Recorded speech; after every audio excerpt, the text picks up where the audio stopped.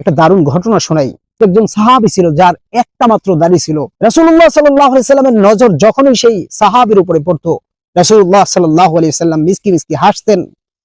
তখন সাহাবী যখন এই বিষয়টা বারবার লক্ষ্য করলেন যে রাসূল আমার দিকে তাকিয়ে হেসে দেন, বোধহয় রাসূলুল্লাহ সাল্লাল্লাহু আলাইহি সাল্লাম মাশকারা করতেছেন। এজন্য সাহাবী অন্যদিকে ফিরে নিজের দাড়িটাকে ছিঁড়ে ফেললেন। রাসূলুল্লাহ সাল্লাল্লাহু আলাইহি সাল্লাম যখন এই অবস্থায় তাকে দেখলেন যে তার মুখে আর সেই দাড়িখানা নেই, তখন রাসূলুল্লাহ সাল্লাল্লাহু আলাইহি ওয়াসাল্লামের চেহারা লাল হয়ে গেল। সাহাবীর দিকে আর রাসূলুল্লাহ সাল্লাল্লাহু আলাইহি সাল্লাম তাকাচ্ছেন না।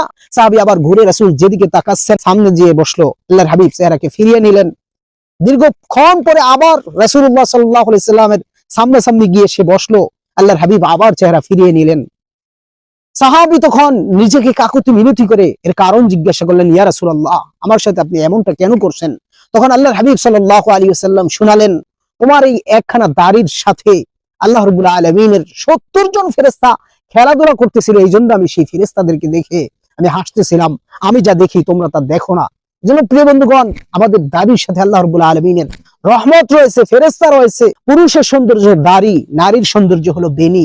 আজকে পুরুষ আমরা দাড়ি শেষে নারীর সেই বেশভূষা গ্রহণ করতেছি। পুরুষকে আল্লাহ রাব্বুল আলামিন যে সৌন্দর্য দিয়েছেন, সেই সৌন্দর্য আজকে পুরুষ উপভোগ করতেছে না। নারীর সৌন্দর্য নিয়ে পাগল পড়া হয়ে গেছে।